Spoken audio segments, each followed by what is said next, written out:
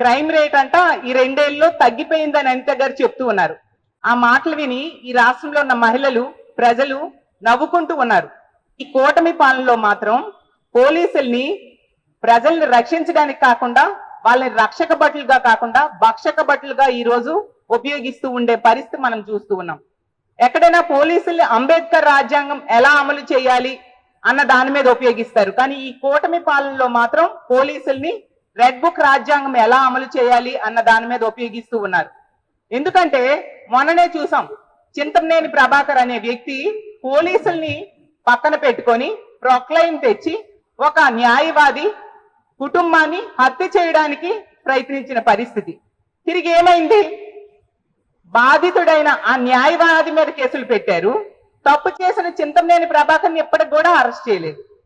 అలాగే మొన్ననే చూసాం, అంబటి రాంబాబు గారి ఇంటి మీద గల్లా మాధవి అనే ఎమ్మెల్యే ఆమె భర్త దాడి చేస్తే పోలీసులు పక్కన పెట్టుకొని దాడి చేస్తే తిరిగి అంబటి రాంబాబు గారి మీద కేసులు పెట్టారు తప్ప ఆవిడ్ని ఎంతవరకు ఆవిడ్ని గాని ఆవిడ భర్తను గాని ఆ దాడి చేసిన తెలుగుదేశం పార్టీ కార్యకర్తలను గాని ఇంతవరకు అరెస్ట్ చేయని పరిస్థితి మనం చూసాం.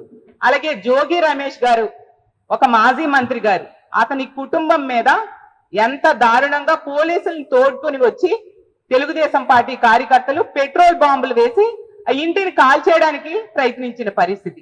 అంటే పోలీసుల్ని ప్రజల రక్షణకు వాడుతున్నారా, ప్రజల్ని ఈ విధంగా చంపడానికి శక్తులుగా చంపడానికి ప్రయత్నించే వాళ్ళకి రక్షించడానికి వాడుతున్నారా అని నేను అడుగుతూ ఉన్నాను.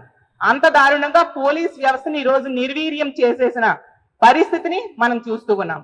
అసలు నిజం చెప్పాలంటే కాకి యూనిఫామ్ ని ఈరోజు ఎల్లో యూనిఫామ్ గా మార్చేసిన పరిస్థితి చంద్రబాబు నాయుడు గారి పాలనలో. ఐపీఎస్ అంటే జనరల్ గా ఇండియన్ పోలీస్ సర్వీస్ అంటాం, కానీ ఈ కూటమి పాలనలో ఐపీఎస్ అంటే ఇండియన్ పొలిటికల్ పనిష్మెంట్ సర్వీస్ గా మార్చేశారు. అలాగే ఏపీపీఎస్ అంటే ఏంటి?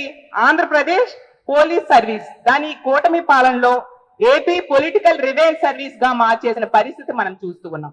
జనరల్ గా బిఎన్ఎస్ చట్టాలు దేశమంతా ప్రజల కోసం వాడుతారు, కానీ ఈ కూటమి పాలనలో బిఎన్ఎస్ చట్టాలని ప్రజల కోసం వాడకుండా ఆ చట్టాల అమలులో నిర్వీర్యం చేసి ఆ చట్టాలని అమలులో విఫలమైన పరిస్థితిని కూడా మనం చూస్తూ ఉన్నాం. బిఎన్ఎస్ చట్టాలని బాబు రాజకీయ న్యాయ సంహిత చట్టాలుగా మార్చేశారు.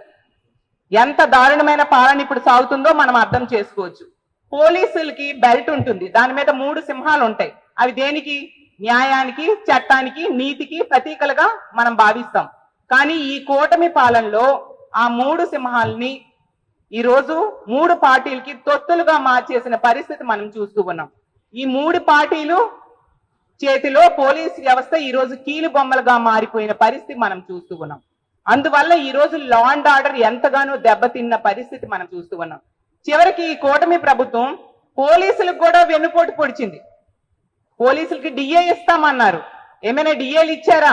ఐఆర్ ఇచ్చారా? పిఆర్సీ ఇచ్చారా? అలాగే వర్క్ ఫ్రం హోమ్ ఇస్తామని చెప్పారు చంద్రబాబు నాయుడు గారు. మరి పోలీసులకి ఇచ్చారా వర్క్ ఫ్రం హోమ్? అలాగే వీక్లీ హాఫ్లు ఇస్తానన్నారు, ఇచ్చారా? నేను అడుగుతూ ఉన్నాను.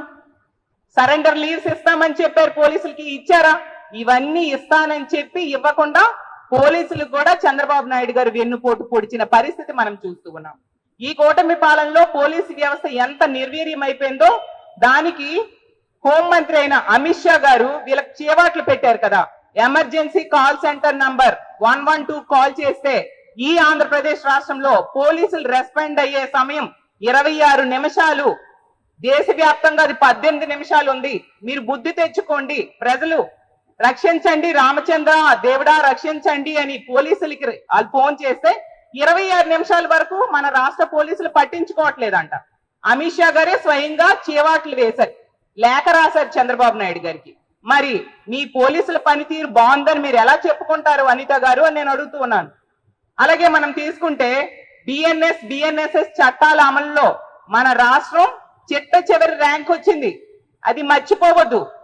ఈ రాష్ట్రంలో ఉన్న, ఈ దేశంలో ఉన్న రాష్ట్రాలు, కేంద్ర పాలిత ప్రాంతాలు కలిపి 36 ఉంటే మన ఆంధ్రప్రదేశ్ రాష్ట్రానికి మీ కూటమి పాలనలో 36వ ర్యాంక్ వచ్చింది. సిగ్గుచేటు. మీరు ఏ విధంగా మీ పనితీరు బాగుందని చెప్పుకుంటారు, ఇంకా అవార్డ్స్ వచ్చాయని గొప్పలు చెప్తూ ఉన్నారు. అంటే నమ్మడానికి ప్రజలు ఏమైనా వెరివాలనుకుంటున్నారా అనిత గారు అని నేను అడుగుతూ ఉన్నాను. అలాగే మీ రాష్ట్ర ప్రభుత్వం చేసిన సర్వే IVRS సర్వేలో మహిళల మీద అఘాయిత్యాలు జరుగుతున్నాయని 21 జిల్లాలలో ప్రజలు మహిళలు అసంతృప్తితో ఉన్నారని వాళ్ళ సర్వేలోనే చెప్పారు. మరి పోలీసుల పనితీరు ఎక్కడ బాగుంది?